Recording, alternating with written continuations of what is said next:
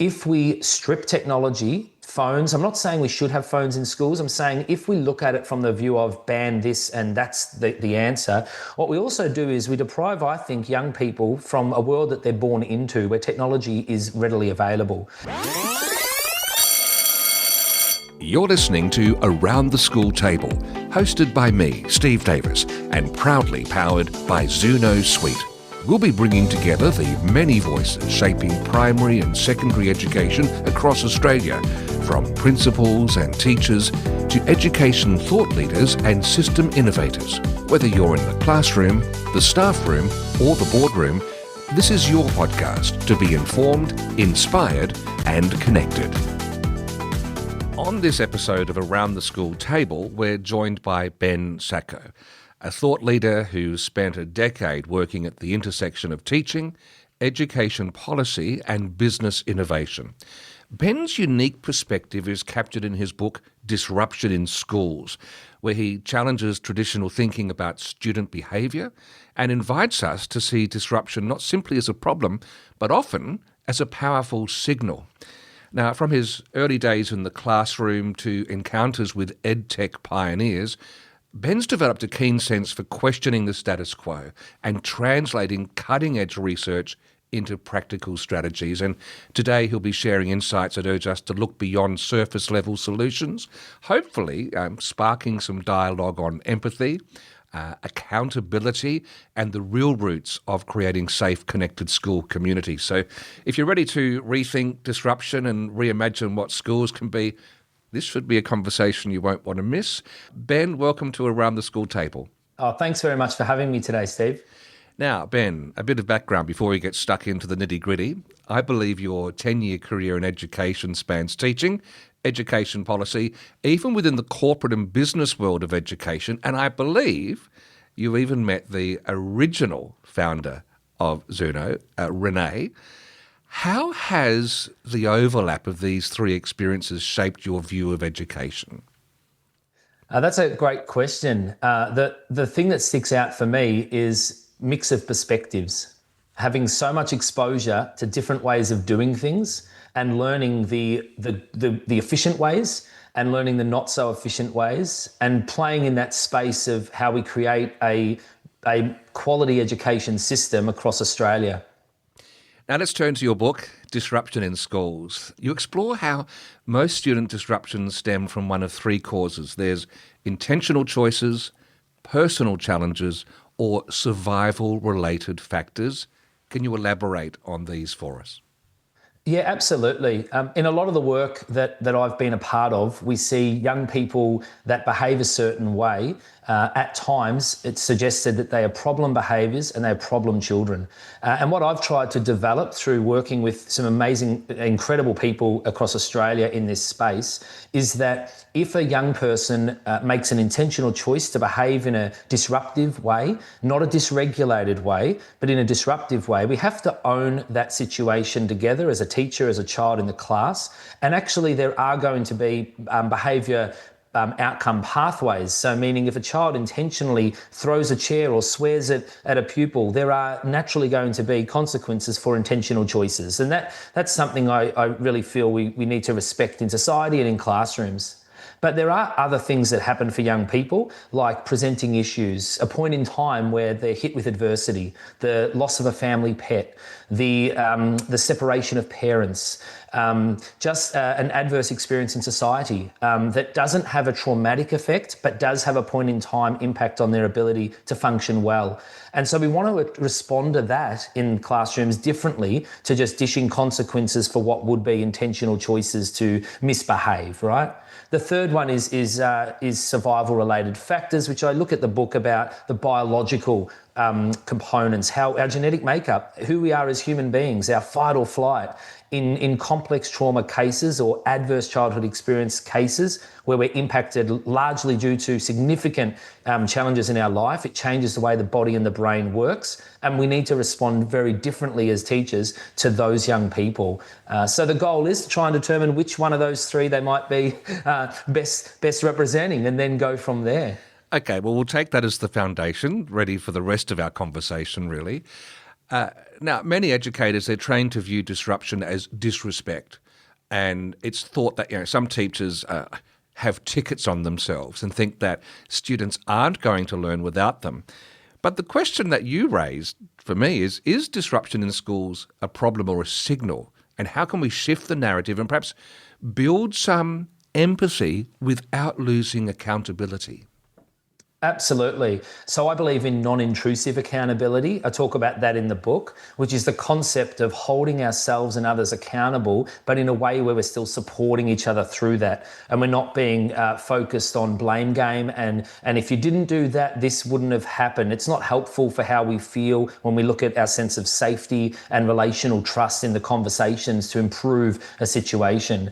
But disruptions to me can be that a fire drill plays out at a school. I mean, that's a disruption to learning, one we plan for to train and teach kids how to respond in that situation. I argue that we should be doing more of that in general in life and help teachers kind of play with this space of preventative measure thinking. Let's help kids understand when things happen, we can choose how we respond to it, and we can learn from the challenges that might come from a misaligned response, but it's definitely not always a negative thing, disruption. It can save us.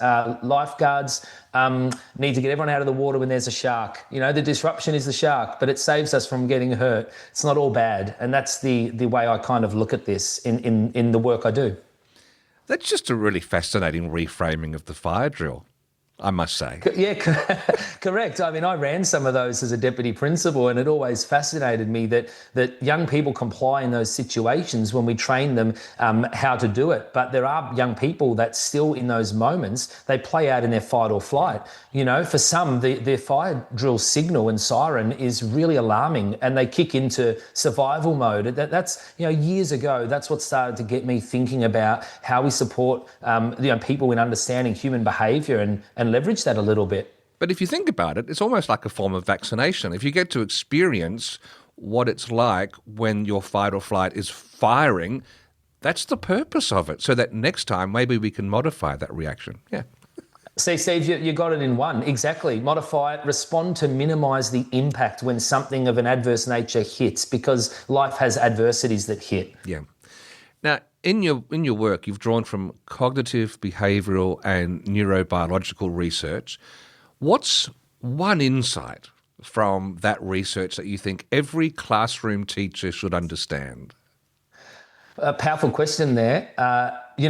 Watch this space, but I think in the current climate of what we're talking about nationally with what's the best approach, what works best, what I would argue, like a lot of what I talk about in the book, is create the conditions for psychological, physiological and environmental safety. Couple that with capability and competence of the person in the room, the educator, and then we can start to deliver in our explicit instruction or in our guided practice. But get the conditions right, motivate kids and learn what motivates them, and we've got ourselves a really great opportunity to teach. Actually, following on from that, can you explain this push into explicit teaching, which is related to the why, the how and the what of learning? Yeah, look, when I get asked this question, I guess I get better at answering it myself. There's people refer to things sometimes, the wars, the great wars going on. I think it's really sad that we're creating a one or two ways of doing things and we fight for our way. Education is not only more nuanced than that, but when we're talking about human beings and the kids we get to educate, influence, shape lives around these environments, it doesn't help anyone when we sort of suggest that we want to attack one way or the other. What I look at is explicit teaching is a really great opportunity to do things in segmented ways and to layer as we go, incrementally building capability of our kids, their knowledge and application. But, and the big but that I would argue is without the right conditions, I talk about we have young people and teachers sitting below a stress line. If we're stressed, we're going to look at ways to de-stress. And that might be for a child to leave the room and go and play in the playground. And we're about to do an explicit teaching reading lesson. For that child, they need that dysregulation regulated. So leaving the room or doing something in the room in the moment might support them. So I do look at that, creating the conditions. When the conditions are right, explicit teaching as a strategy will work, of course. But I definitely argue that explicit teaching is not solely the way that we get kids succeeding in everything that we want them to succeed in. Biology and the body, brain, it's all really important things I talk about in the book, of course.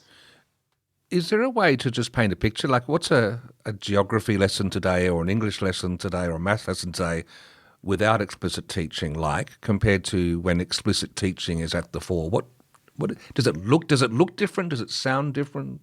No, I would argue this. It doesn't look and sound different, because what I would argue is it's actually about the teacher and their approach to teaching. So the idea around explicit teaching and the connection to how we want to access the working memory of a child, right? And that's all wonderful. But if a child is stressed or a teacher is stressed, there's limitations to that working memory because they're in the fight or flight, right? They're in the response mode. So if a teacher in explicit teaching is saying, all right, everybody, this is the reading passage we're reading. We're going to do some decoding. We're going to break down this. All of that works well in a sequence of events for teaching. But for teachers that aren't explicitly teaching, they might be focusing more on relationship building, safety, establishing connection with their kids, and then they plug into explicit teaching when they know their kids are hooked.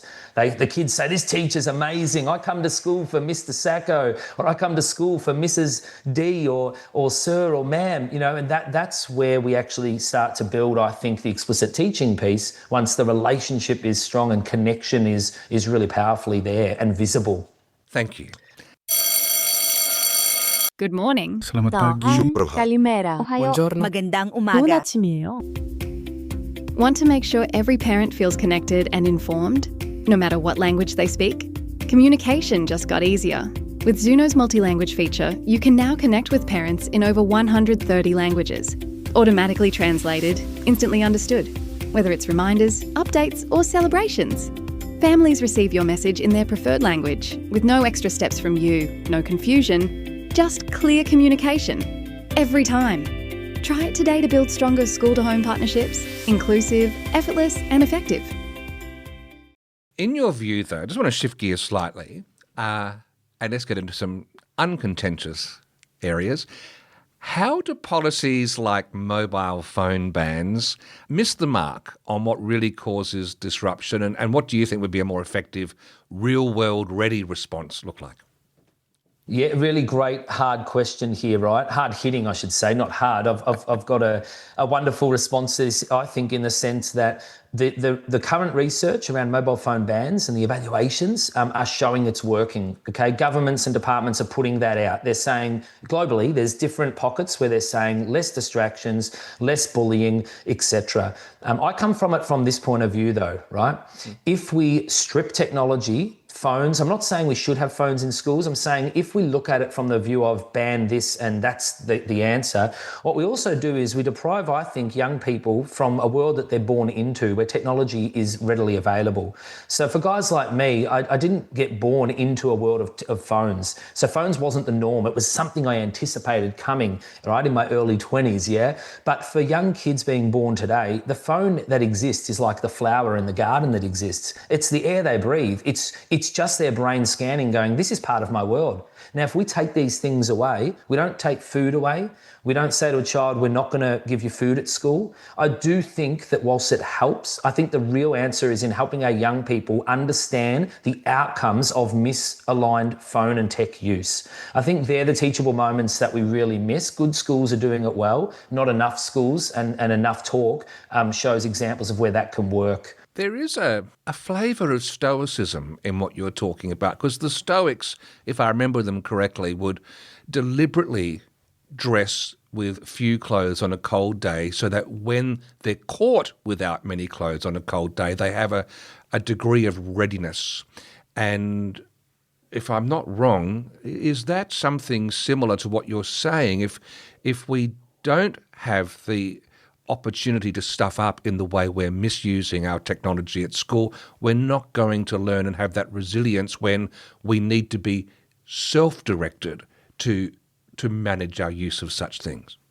It's spot on. It makes me happy that what I'm saying may be said in a way where, where people will, in your listeners, will take that on. It's very easy to say, "Whoa, he's against the phone ban." It's not what I'm saying. I think we lose opportunity where we don't prepare in the training room of a classroom our young people to learn what works and what doesn't in the way in which they approach these things, because you've got parents that are saying we need help to their school, right? We need help with this. And we've got kids that are trying to navigate it, and we've got teachers that are saying it's distracting the learning, right? One thing that I don't hear enough of is adults created phones and technology. We gave them to kids. So why is the young person, the kid, the problem with the problem behaviour when adults put this in their hands? I just think we should be more responsible as adults and say, let's invest more time in the way we supervise, giving these young people, when we make that choice, these tools. Because if you give them the keys to the car, you know what can happen if they don't have the supervision and the hours under their belt. So I just get concerned we blame kids quite easily and say something we created as adults and allowed them to do without the right training and support is now their problem and over to you, you know? How dare you point the finger back at us? Well, I'm a parent too, and I think that what frustrates me is where we think that all these issues get solved at election time by schools. You know, I've seen it. I'm lucky enough to be a parent. Not everyone's lucky enough to be a parent for different reasons. I think it's incredibly daunting but rewarding. I think I'm also lucky enough to have been in schools as a teacher, a deputy principal, worked at the system level. So I've seen both sides, and the struggle when they're not your own kids, but you're having to convince them to take on what you're saying through influencing them through education because it benefits them. It's a hard sort of, I think, stretch and battle. I'm fortunate, like some, to actually live both right now, and I've got young children where I'm learning every day about what works and what doesn't, even with a perception of knowledge I have, right? And I don't get it right all the time. Imagine people that don't have access to the resources I might. So empathy, compassion, to your point at the start, it's massive, and we should be seeing more of it in society, but also in the way parents and schools work together to combat some of this challenging stuff. All right. Well, I'm going to pick up on the word compassion you just used then. You talk a lot about the importance of making students feel, and staff as well, feel safe, feel valued, and feel connected. What are some small but powerful shifts that schools can make to begin fostering that kind of, I guess it's a culture? Yeah, it's a culture. It's a culture of honesty and a culture, classic case, where if teachers feel uncomfortable taking days off work when they're sick or they've got to care for someone, that we have a culture where that's not something that makes a teacher feel uncomfortable, that leaders are creating open environments for their staff to actually say, I'm not with it today. I've got some challenges. I won't be great for the kids. I won't be great for myself. I need some space. In other industries, you take an RDO or you take a sick day. You don't think twice in a lot of industries. Maybe in hospitality, if you're the lone chef, you worry about the impact on the cafe, right? And it might be having a null in situation of not a lot of customers. So all of a sudden, you feel you can't leave in that moment. But in education, I feel we've got so much flexibility in the sense that if a teacher needs the time out, we've got to get more creative because we can in what that looks like so that we get the most out of our teachers, but we support the days where it's not working for them because we're all human. I think leaders have a large role in creating that culture of respect and transparency in the way we build that. And I'm not saying we don't have that. I'm just saying that I think it's if teachers feel it's a compassionate workplace that they can work at, that transference into their classroom is really powerful for kids. They see and feel the same kind of elements of respect and trust and openness, safety. I just think it's powerful, that synergy that comes from all those sort of levels. So in that situation you're talking about, I guess what you're doing is you're shining a light on that as being something really fundamentally important to teaching about and learning about the culture, as opposed to the provisional workaround to get by when someone can't be at work that day. Yes, correct, right? Let's again, it comes back down to let's plan for how we respond to those moments. and build the culture. I mean, sporting teams do it all the time. You hear coaches say, we trained for this, you know. Some people think that of me, of others, oh, you always worry, you're always planning for the worst. Actually, in crisis management, you plan for all the worst scenarios that could happen. Now, you hope none of them happen, but if they do, you're ready for it. You can't predict everything, but you can definitely plan for safety and care and environments where we minimise harm when it happens. And in the case of teachers, they want as much teaching time as possible. So let's plan for minimising disruptions, but not through punitive, compliance-driven, my way or the highway kind of approaches. I think we're better than that. I actually believe we're better than that. And I'll always argue that we are better than that. And we should be striving for excellence. We ask that of our kids. Do we ask that of ourselves as the leaders in the classrooms? Yeah, it just tweaked for me that it was only in the last week or so. Caitlin Clark is a very famous basketballer in America, and she was out for her team through injury.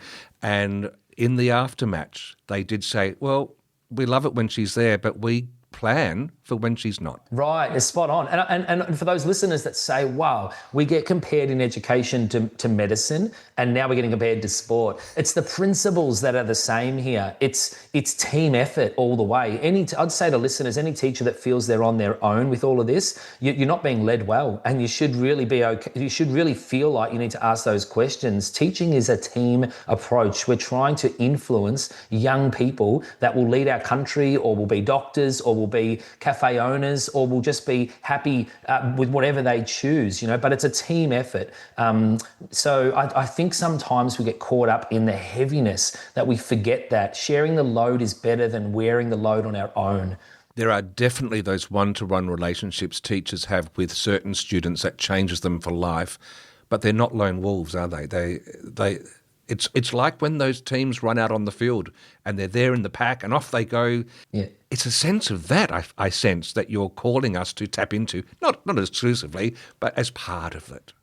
Yeah, absolutely, yeah, because humans are social beings, right? Yeah. We want to connect. So, I mean, a lot of this makes sense. It's not rocket science. I often say that, people say, oh, expert education, person says this and that. Sometimes I think, and I've said this before, we try and solve complex problems with complex solutions. And I always argue, let's solve complexities with some of the most simple things. And in some cases, it's actually sitting down with each other and saying, oh, this is not working, let's just do something lighthearted and different. And on that, what does that look like? Your listener might say, all right, Steve, I've run conferences with my classrooms before, back in the day, where they witnessed that I was giving hot chocolates to a young student who is really what we would class as a schools can't, right? So not school refuser, that they can't come to school for certain adversity reasons, and it's actually their protective sort of mechanism, right? So it looks like school refusal, but it's actually things at school are so hard for them, whatever that is, and it's making them feel they're better off not coming so they can survive.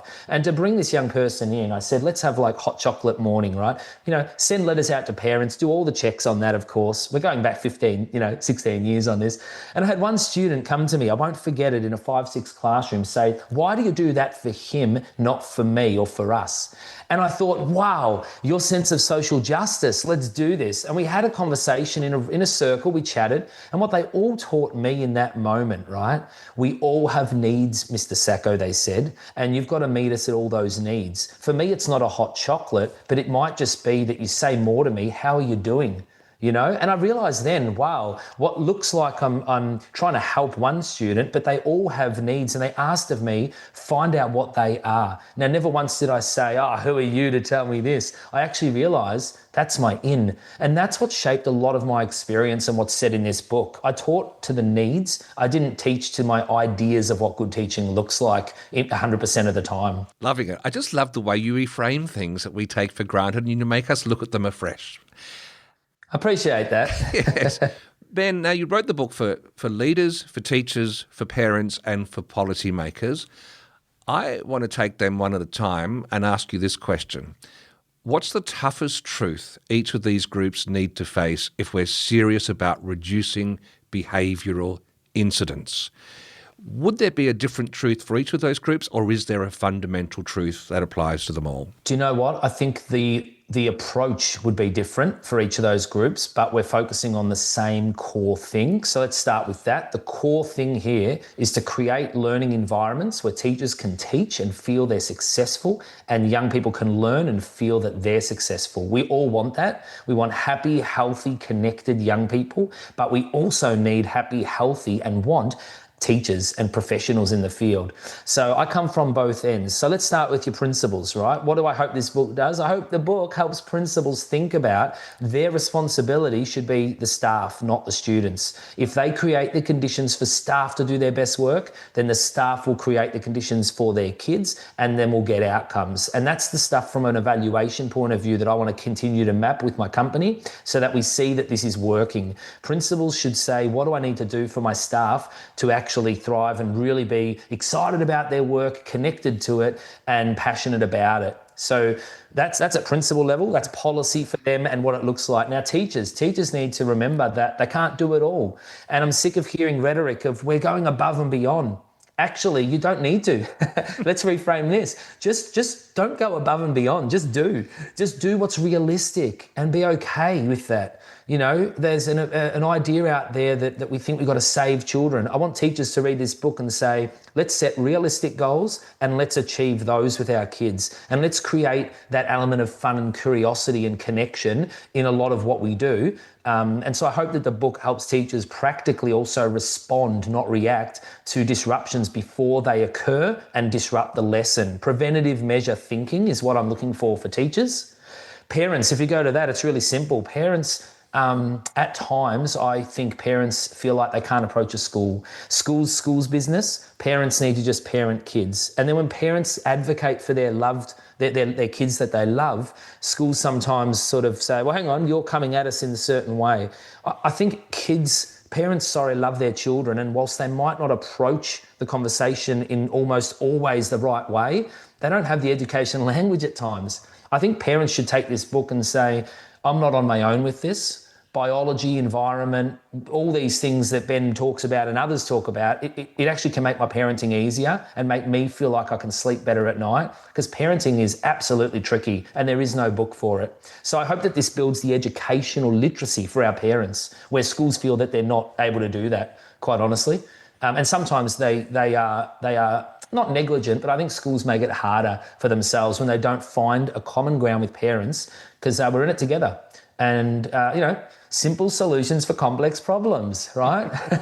So I think I covered all your groups, Steve. What about policymakers? Right on top. Policymakers, right on top. I think policymakers are great at what they do, but I think that there is unfortunately always going to be an element of distance between the front line and how policy actually works on the ground. I hope this book helps policymakers look at, are our policies fit for purpose within different contexts, and contextualise policies much, much better than what we currently do. That's what I hope. And I hope they answer my calls and we have chats.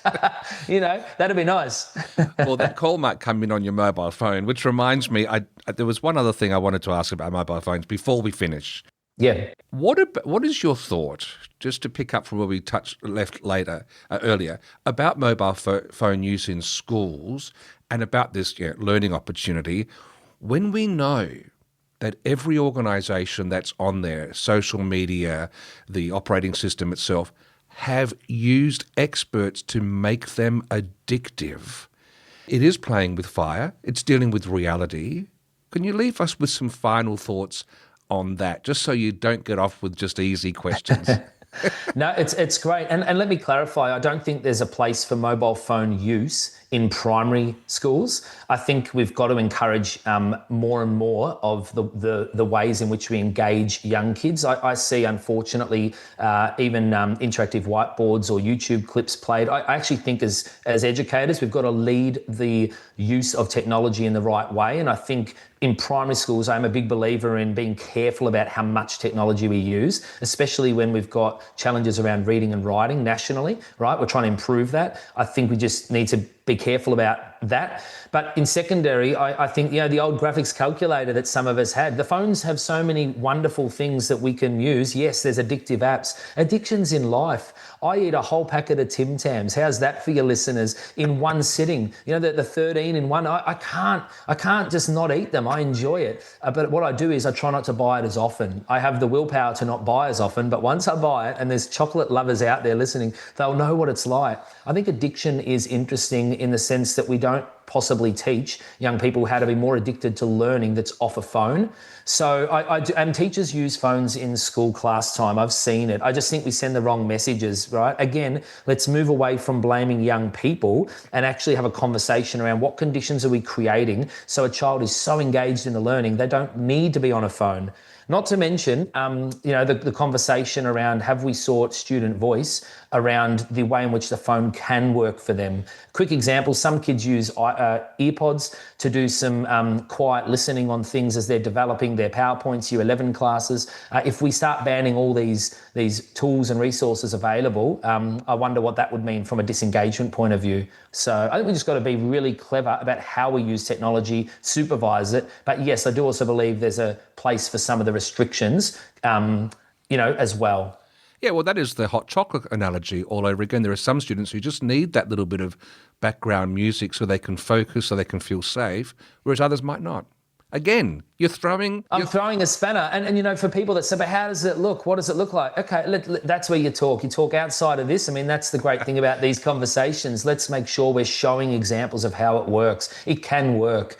And it's exciting to see when it does work and teachers feel happy and want to stay in the job and kids want to go to school. Isn't that what we all want, at every level? So I'm proud to be a part of the work and be seen as someone who contributes to a better Australian, education. The book is called Disruption in Schools, and Ben Sacco, thank you very much for being part of Around the School Table. Thanks for having me, Steve.